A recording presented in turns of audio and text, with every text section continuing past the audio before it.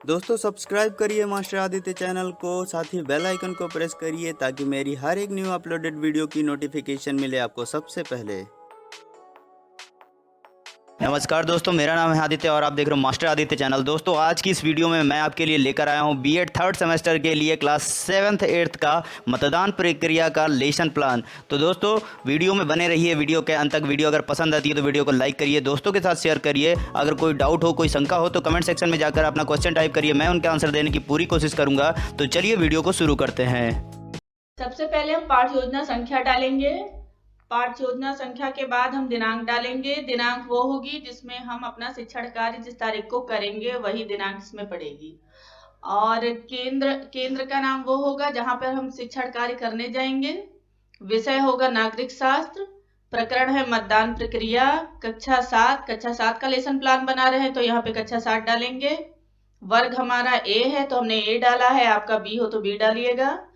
चक्र डालेंगे, अवधि डालेंगे। अवधि 35 से 40 मिनट तक होती है, हमने 35 मिनट लिखा है। इसके बाद सामान्य उद्देश्य है। सामान्य उद्देश्य हमारा विषय से संबंधित होता है तो यहाँ पर हम सामान्य उद्देश्य देखेंगे। पहला है छात्र छात्राओं को नागरिक शास्त्र के विषय से अवगत कराना। दूसरा है छात्र छात्राओं में लोकतांत्रिक नागरिकता का विकास करना। तीसरा है छात्र छात्राओं में उचित नेतृत्व का विकास करना। चौथा है छात्र छात्राओं में प्रजातंत्र के लिए दृढ़ विश्वास उत्पन्न करना। पांचवा नंबर है छात्र छात्राओं को नागरिकता के कर्तव्यों एवं अधिकारों का ज्ञान प्रदान करना। छठा है छात्र छात्राओं को मतदान प्रक्रिया का ज्ञान पूर्ण रूप से प्रदान करना। सातवां नंबर है छात्र छात्राओं की मानसिक शक्तियों एवं वैज्ञानिक दृष्टिकोण का विकास करना। यहाँ पर हम 5 पॉइंट भी रख सकते हैं और 7 पॉइंट भी रख सकते हैं। इसके बाद है विशिष्ट उद्देश्य। विशिष्ट उद्देश्य में है संज्ञानात्मक उद्देश्य। संज्ञानात्मक उद्देश्य के अंतर्गत आएगा ज्ञान। ज्ञान में हम लिखेंगे छात्र छात्राएं भारत की मतदान प्रक्रिया के विषय में ज्ञान प्राप्त कर सकेंगे। दूसरा डालेंगे छात्र छात्राएं मतदान प्रक्रिया का प्रत्यास्मरण कर सकेंगे। इसके बाद आएगा बोध। बोध में हम लिखेंगे छात्र छात्राएं भारत की मतदान प्रक्रिया को समझ सकेंगे। दूसरा है छात्र छात्राएं मतदान प्रक्रिया से संबंधित तथ्यों की तुलना कर सकेंगे। फिर इसके बाद आएगी अनुप्रयोग हेडिंग। इसमें अनुप्रयोग में हम लिखेंगे छात्र छात्राएं मतदान प्रक्रिया का जीवन में प्रयोग कर सकेंगे। छात्र छात्राएं मतदान प्रक्रिया से संबंधित तथ्यों का मूल्यांकन कर सकेंगे। फिर हमारी दूसरी हेडिंग आएगी भावनात्मक उद्देश्य। इसमें हम लिखेंगे छात्र छात्राएं मतदान प्रक्रिया के प्रति जागरूक हो सकेंगे। छात्र छात्राएं मतदान प्रक्रिया से दूसरों को परिचित करा सकेंगे। फिर तीसरी हेडिंग आएगी कौशलात्मक उद्देश्य। इसमें लिखेंगे छात्र छात्राएं मतदान प्रक्रिया से संबंधित चित्र बनाने में कुशलता विकसित कर सकेंगे। फिर आएगा सहायक सामग्री, जो कि शिक्षण कार्य में जो हमारी सहायक सामग्री होती है वो लिखेंगे। उसमें होगा चाक, डस्टर, लपेट श्यामपट्ट, संकेतक तथा चार्ट द्वारा प्रदर्शित करता हुआ मतदान प्रक्रिया का चित्र। फिर आएगा पूर्व ज्ञान। पूर्व ज्ञान में हम लिखेंगे छात्र छात्राओं को मतदान प्रक्रिया के विषय में सामान्य जानकारी है। फिर इसके बाद आएगा प्रस्तावना प्रश्न। प्रस्तावना प्रश्न वो होते हैं जिसके द्वारा हम अपना प्रकरण बच्चों के द्वारा निकलवाते हैं। इसमें पहला होगा क्रम संख्या, दूसरा होगा छात्र अध्यापिका क्रिया, तीसरा होगा छात्र छात्रा प्रतिक्रिया। इसमें पहले कॉलम में देखेंगे कि पहला क्वेश्चन होगा, करेंगे हम बच्चों से कि भारत में कौन सी शासन व्यवस्था है। तो बच्चे उत्तर देंगे कि भारत में लोकतंत्र शासन व्यवस्था है। फिर दूसरा प्रश्न हम उसी से बनाएंगे उत्तर से ही कि लोकतंत्र व्यवस्था में किसका शासन है। तो बच्चे उत्तर देंगे लोकतंत्र व्यवस्था में जनता का शासन है। जनता चुनाव में अपने अधिकार का प्रयोग कैसे करती है। तो जनता मतदान करके अपने अधिकार का प्रयोग करती है। फिर यहाँ से हम क्वेश्चन बनाएंगे मतदान प्रक्रिया के विषय में आप क्या जानते हैं।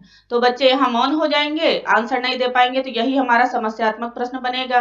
फिर आगे इसी हेडिंग में हम देखेंगे उद्देश्य कथन में आज हम मतदान प्रक्रिया के बारे में अध्ययन करेंगे।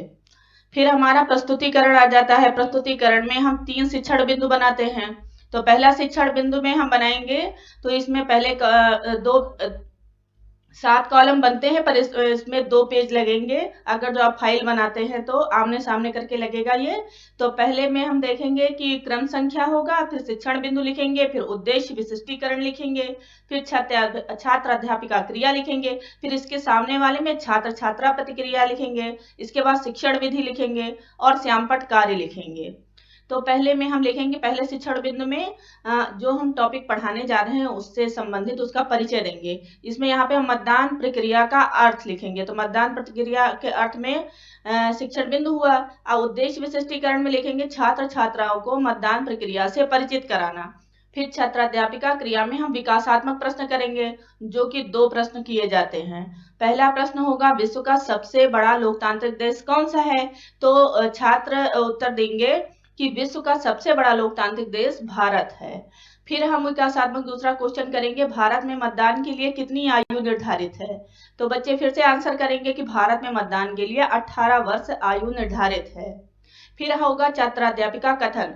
इसमें हम लिखेंगे, मतदान का अर्थ है निडर, ईमानदार, कर्तव्यनिष्ठ कार्यकर्ता एवं देशभक्ति से ओतप्रोत लगनशील व्यक्ति को चुनना।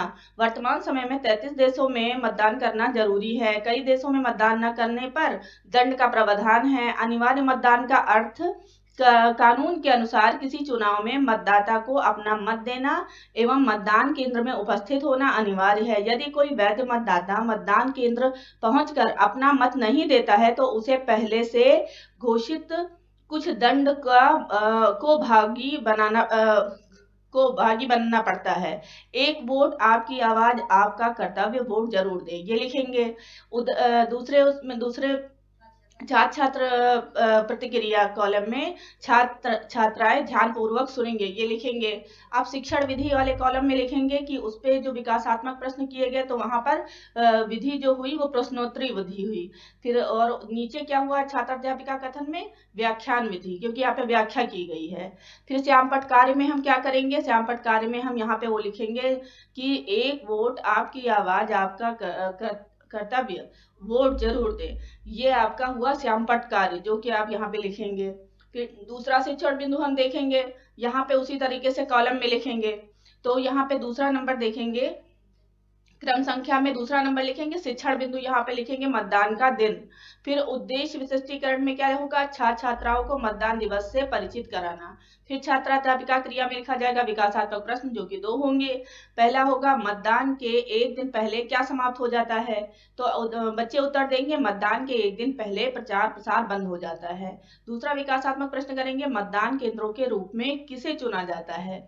तो बच्चे आंसर करेंगे कि मतदान केंद्रों के रूप में स्कूल कॉलेजों को चुना जाता है। फिर छात्राध्यापिका कथन होगा, इसमें मतदान दिवस 25 जनवरी को मनाया जाता है। मतदान केंद्रों के रूप में खेल व कॉलेजों को चुना जाता है, स्कूल व कॉलेजों को चुना जाता है। मतदान कराने की जिम्मेदारी प्रत्येक जिला के जिलाधीश को होती है।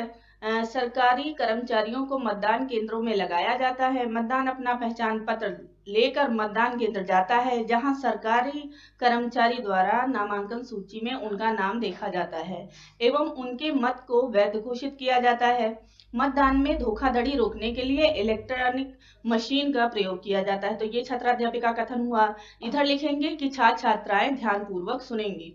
फिर शिक्षण विधि में वही होगा कि यहाँ पे प्रश्नोत्तरी विधि लिखी जाएगी, नीचे व्याख्यान विधि लिखी जाएगी। फिर श्यामपट्ट कार्य में यहाँ पे लिखा जाएगा कि मतदान दिवस 25 जनवरी को मनाया जाता है। फिर तीसरा शिक्षण बिंदु हमारा होगा, क्रम संख्या लिखेंगे 3, कॉलम उसी तरह लिखे जाएंगे। शिक्षण बिंदु यहाँ पे बदलेगा, यहाँ पे होगा मतदान के पश्चात। उद्देश्य विशिष्टीकरण में होगा कि छात्र छात्राओं को मतदान के पश्चात की प्रक्रिया से परिचित कराना। फिर छात्राध्यापिका क्रिया होगी, इसमें विकासात्मक प्रश्न होगा। विकासात्मक प्रश्न 2 होंगे। पहला होगा, मतदान के लिए मतदान पेटी के बजाय किसका प्रयोग किया जाता है? तो बच्चे आंसर करेंगे कि मतदान के लिए ईवीएम मशीन का प्रयोग किया जाता है। फिर दूसरा क्वेश्चन होगा कि मतदान चुनाव किस आयोग द्वारा कराए जाते हैं। तो बच्चे आंसर करेंगे कि मतदान चुनाव निर्वाचन आयोग द्वारा कराए जाते हैं। फिर छात्राध्यापिका कथन होगा, मतदान होने के बाद ईवीएम मशीन को भारी सुरक्षा के अंतर्गत रखा जाता है। चुनाव के सभी चरण पूरे होने के बाद मतों की गिनती की जाती है। मतों की गिनती कुछ ही घंटों के भीतर हो जाती है। सर्वाधिक वोट प्राप्त करने वाले उम्मीदवार को निर्वाचन क्षेत्र का विजेता घोषित कर दिया जाता है। चुनाव के बाद के विवादों से संबंधित विषयों को लोक प्रतिनिधित्व अधिनियम 1950 व 1951 के अंतर्गत शामिल किया जाता है। फिर यहाँ पे लिखा जाएगा कि छात्राएं ध्यानपूर्वक सुनेंगी।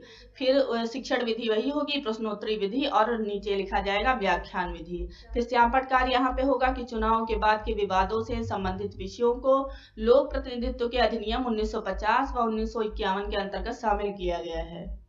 अब यहाँ पे बोध प्रश्न आएगा। बोध प्रश्न होंगे यहाँ पे, लोकतांत्रिक सरकार किस प्रक्रिया द्वारा चुनी जाती है।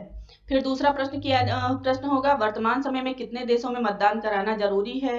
तीसरा है, जिले में मतदान कराने की जिम्मेदारी किसकी होती है। चौथा है, किस उम्मीदवार को विजेता घोषित किया। पांचवा प्रश्न है, मतदान के कितने घंटों पहले प्रचार प्रसार बंद कर दिया जाता है। यहाँ पर हमने 5 बोध प्रश्न बनाए हैं, आप 3 या 4 कर सकते हैं। फिर इसके बाद होगा श्यामपट्ट सारांश। श्यामपट्ट सारांश में क्या होता है कि एक हम ब्लैक कलर का चार्ट पेपर लेते हैं, उसको यहाँ पे चिपका देते हैं और यहाँ पे उसमें हम दिनांक लिखेंगे, फिर विषय लिखेंगे, विषय नागरिक शास्त्र होगा, प्रकरण मतदान प्रक्रिया, कक्षा उसी तरह लिखेंगे पहले की तरह, वर्ग लिखेंगे, चक्र लिखेंगे, अवधि लिखेंगे, और फिर हम बोध प्रश्न के उत्तर इसमें लिखेंगे। तो पहला बोध प्रश्न का उत्तर होगा कि सरकार मतदान प्रक्रिया द्वारा चुनी जाती है। दूसरा होगा, वर्तमान समय में देशों में मतदान कराना जरूरी है। मतलब यहाँ पे बोध प्रश्न के हम आंसर यहाँ पे लिखते हैं, जिसे आप देख लीजिए। फिर इसके बाद हेडिंग डालेंगे लेखन एवं निरीक्षण कार्य। तो इसमें होगा कि छात्र अध्यापिका छात्राओं को श्यामपट्ट कार्य उतारने का आदेश देगी तथा स्वयं कक्षा का निरीक्षण करेगी। और इसके बाद हेडिंग होगी पुनरावृत्ति प्रश्न। यहाँ पे प्रश्न होंगे, भारत में मतदान के लिए कितनी आयु निर्धारित है।